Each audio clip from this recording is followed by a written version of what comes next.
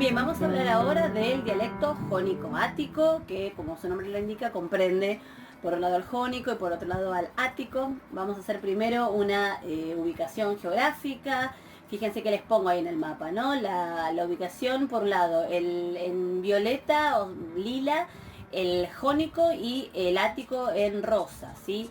¿Dónde se ubican? Bueno, en la zona occidental de la costa de Asia Menor, en Eubea, bueno, en la zona del Ático, puntualmente el Ático, y fíjense que también hay en una zona hacia el norte también hay presencia de este dialecto.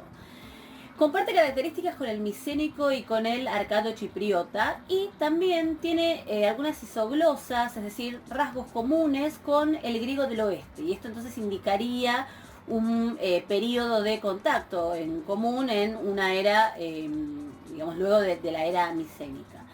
Y tengamos presente, ahora lo vamos a ver, que las diferencias entre el jónico y el ático no son muchas y la división entre estos dos dialectos se debe haber llevado a cabo, se postula, hacia el siglo XI con migraciones a través del Egeo desde Grecia continental.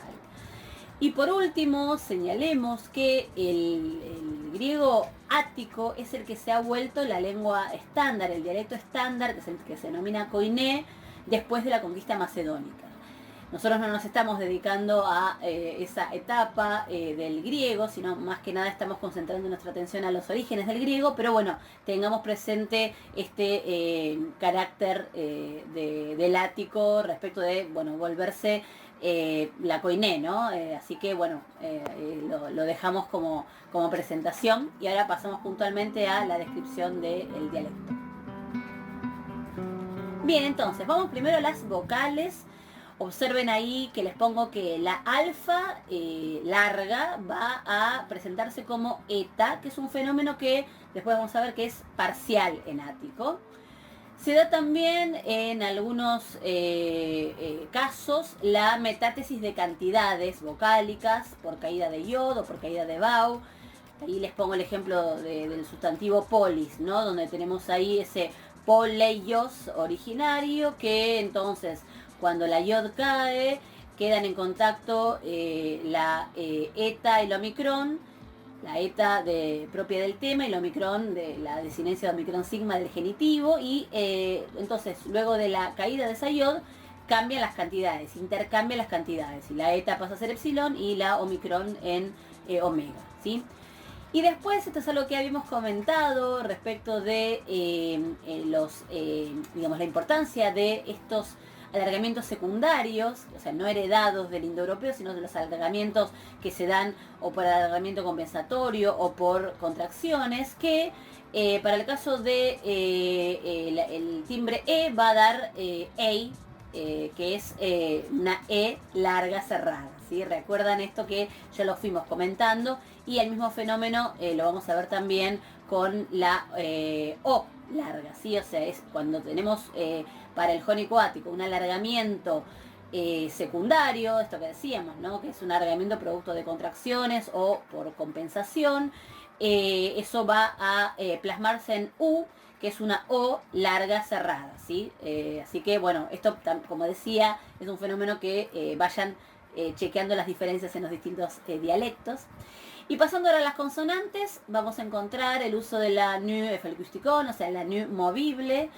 La pérdida de digama o de bau va a ser muy temprana en este dialecto y observamos algo que también les dije que prestaran atención respecto de, bueno, para compararlo después con entre los dialectos, que es la evolución de ti a sí en estas terminaciones verbales, por ejemplo, también se da en otras palabras, pero sobre todo lo que más afecta son las terminaciones verbales. Entonces, por ejemplo, tenemos la tercera persona del plural con esa terminación usi que proviene de onsi, y que, por ejemplo, vamos a ver cómo en los dialectos del oeste esto va a aparecer como onti, ¿sí? No va a darse la evolución de ti así, ¿sí? Entonces, como les decía, para ir comparando rasgos.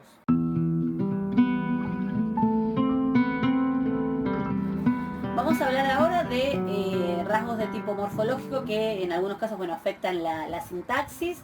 Por ejemplo, la tercera persona del plural atemática del imperfecto, y va a pasar también lo mismo con el auristo, va a ser efesan o edosan, ¿sí? O sea, les marco ahí entonces que prestemos atención a esa terminación san, ¿sí? En ecesan y en edosan.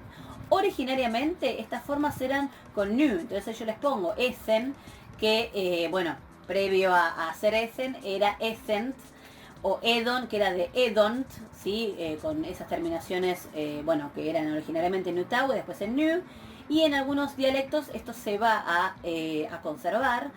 Y esta forma ecesan que tenemos entonces para el jónico ático se explica como originada a partir de la forma del aoristo sigmático con sigma alfa, ¿sí? Y también en la medida en la que existe esta forma con sa, le decimos del aoristo sigmático, va a haber otros dialectos en donde lo que vaya a aparecer es an, ¿sí? Por ejemplo, ahí les pongo, entonces la forma sería ese, ¿sí? Para, bueno, ir marcando también algunas comparaciones. Y el imperfecto del verbo imi es esan, fíjense de nuevo, el fenómeno es, originariamente era en, que venía de esent, o sea, con nutau. Lo comprobamos, por ejemplo, en formas sánscritas, les pongo ahí la forma sánscrita. Y ¿qué pasa con esta forma en? Como no se usa porque fue reemplazado por esan, como decíamos recién, ese en pasó a ser utilizado para la tercera persona del singular, que a su vez está reemplazando la forma es de una originaria est, ¿sí? Como para entonces ir dando cuenta de cómo se dan estas variaciones, ¿sí? O sea, las formas que son desplazadas también encuentran su funcionalidad en el sistema, ¿sí? Después, prestemos atención para la tercera declinación en los temas en yod, que no vamos a explicarlo ahora, pero tengan presente que en este tema puntual de la tercera declinación se dan una serie de alternancias vocálicas, ¿sí? De estos distintos grados, ¿no? De los grados breves, los grados largos. Como es un tema que se suele explicar cuando uno aprende griego, porque justamente es como nuestro dialecto modelo. Bueno, espero que bueno, hayan estudiado en ese momento la formación de sustantivos como polis, physis, dando cuenta entonces de estas alternancias, ¿sí? No me voy a explayar ahora. Después, bueno, el pronombre de la segunda persona del singular aparece como su, como se o como soy. Y observemos que esto es un contraste con el griego occidental, donde aparece la tau, ¿sí? Tu, te o toi. Y para el pronombre de la primera y la segunda persona, gemeis, humeis, la terminación es en eis, obviamente en nominativo, y esto es un contraste respecto de los otros dialectos en donde aparece es, por ejemplo, ames o humes en lesbio, o james o humes en dórico. Y bueno, algunas otras características así más aisladas, podría haber muchas más, seleccioné algunas, ¿no? La partícula e y an va a aparecer ean, por ejemplo, con esa contracción. La preposición ens, que es una innovación, que en ático va a aparecer como eis y en jónico es. Y ahora pasamos a distinguir entre lo que ocurre en ático respecto de lo que ocurre en jónico.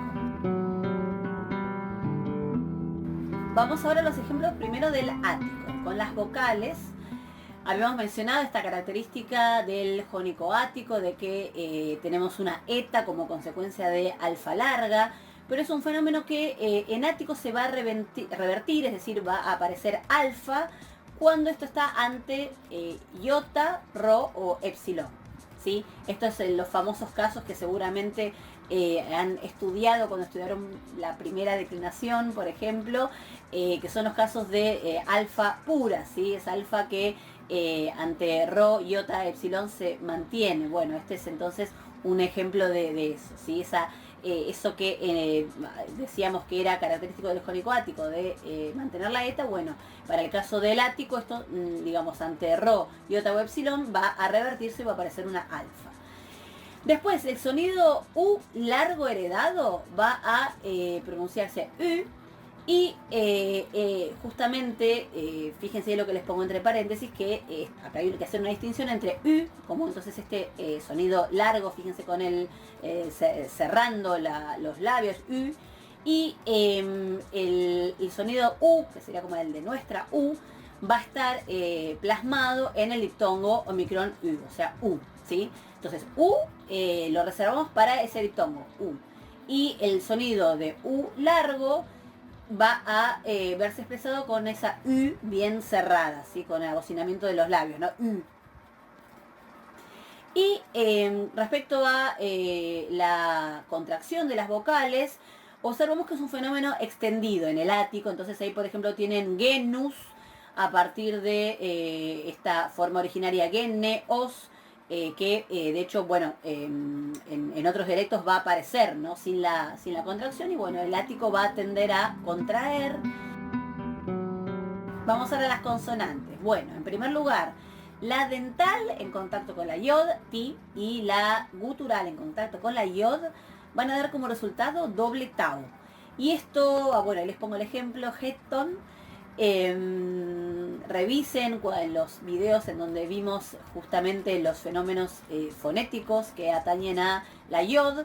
Pero bueno, acá en todo caso lo que me interesa es particularizar en el ático y bueno, tener presente que en otros dialectos eso en vez de dar doble tau va a dar doble signo. Luego, un caso de asimilación, que es la vibrante, la ro en contacto con la sibilante, que da como resultado una geminada, o sea, doble ro, en donde lo que sucedió es que la ro toma el punto de articulación de la sibilante. Por eso tenemos doble ro, como en arren o tarros, que en otros dialectos va a aparecer arsen o tarsos, ¿sí? Y para fenómenos que atañen a la morfología y en parte también a la sintaxis, observemos que el participio presente de imi va a ser on, usa on, en donde no tenemos la epsilon, ¿sí? Por aféresis o contracción, y comparémoslo con otros dialectos en donde va a aparecer esa epsilon, ¿sí? Eon, eusa, eon. Luego, el participio presente de imi en femenino va a ser analógico, o sea, su forma debería haber sido, les pongo, bueno, ahí la forma originaria, pero para que observen o dimensionen la evolución, debería haber sido easa, ¿sí? Y entonces, para tener presente que es un caso entonces de analogía. Bien, y por último, la tercera persona del plural de los verbos atemáticos va a tener una terminación asi, les pongo ahí el ejemplo, ciseasi, didoasi, que es una innovación del ático, cuando en otros dialectos tenemos, a partir, por ejemplo, de una forma ticenti, tiseisi, ¿sí? Ahí en el caso de tiseisi obviamente hubo una contracción, ¿sí? Pero para ir comparando también dialectos.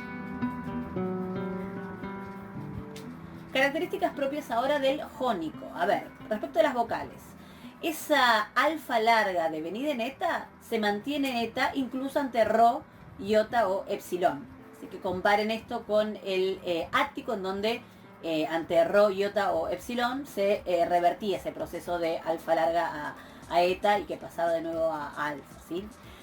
Después vamos a tener alargamientos compensatorios por caída de Bau, por ejemplo, seinos o cure, que en ático no afecta a la vocal, o sea, en ático tenemos senos, por ejemplo. Después, ea, eo, son formas que van a aparecer así, o sea, sin contraer. Y yendo ahora a las consonantes, este es un dialecto que se caracteriza por la psilosis, es decir, la pérdida de aspiración. Y después, bueno, algunas otras formas. Las formas pronominales son con capa, cuando en otros dialectos las vamos a tener con pi. Entonces ahí tenemos, por ejemplo, hopkos, que esto viene de una labiovelar. Entonces la evolución de esta labiovelar va a ser acá con una velar y no con una pi, como en hopos, como vamos a encontrar en otros dialectos. Y respecto de la morfología, el dativo plural eisi con sonido A, de timbre A, como el lesbio, en lugar de oisi.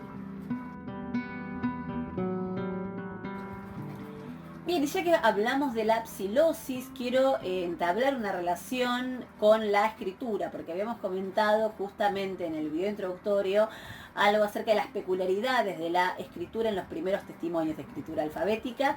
Y entonces, en primer lugar, retomo esto que decíamos, que es el siglo IX, es donde más o menos se fecha el momento en el que tanto el jónico como el lesbio, después vamos a ver, pierden la aspiración. Eso decíamos que se denomina psilosis, o sea, son dialectos descritos como psilóticos. Y esto me interesa en relación a la escritura porque en los orígenes no existía el espíritu áspero, ¿sí? Pensemos que solo se escribía en letras mayúsculas, que son las que tienen acá. Fíjense, ahí tienen, bueno, de manera muy resumida, no nos vamos a detener en esta hora, pero fíjense que lo que tienen ahí es como bueno, primero las letras con sus denominaciones fenicias, el sonido asignado al fenicio es la segunda columna, después la tercera columna es la forma en fenicio, y la columna que es la más extensa es la de distintas formas de plasmar esas letras fenicias en la escritura griega de los primeros tiempos, ¿no? Y después, bueno, cómo pasa eso al griego, su correspondiente fonético y cómo se llaman en griego, ¿sí? Pero bueno, ¿qué me interesa marcarles ahora? Entonces que en los orígenes no existía el espíritu áspero, solo lo que tenemos son estas letras que son mayúsculas, porque son, ya les digo, o sea, son las derivadas del fenicio. Las minúsculas recién van a existir en época bizantina, para que se den una idea. Mucho menos entonces íbamos a tener signos diacríticos.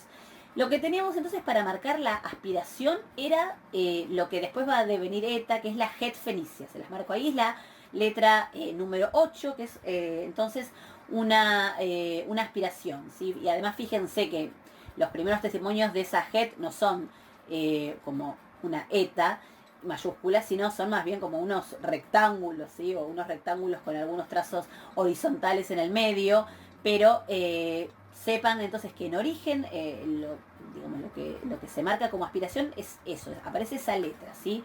¿Y qué pasa entonces? El uso de la eta como vocal larga, digo, porque después venimos diciendo esto, o sea, en origen esta eta funcionaba para el espíritu áspero, entonces el uso de la eta como vocal larga justamente va a originarse en la zona de Jonia, ¿sí?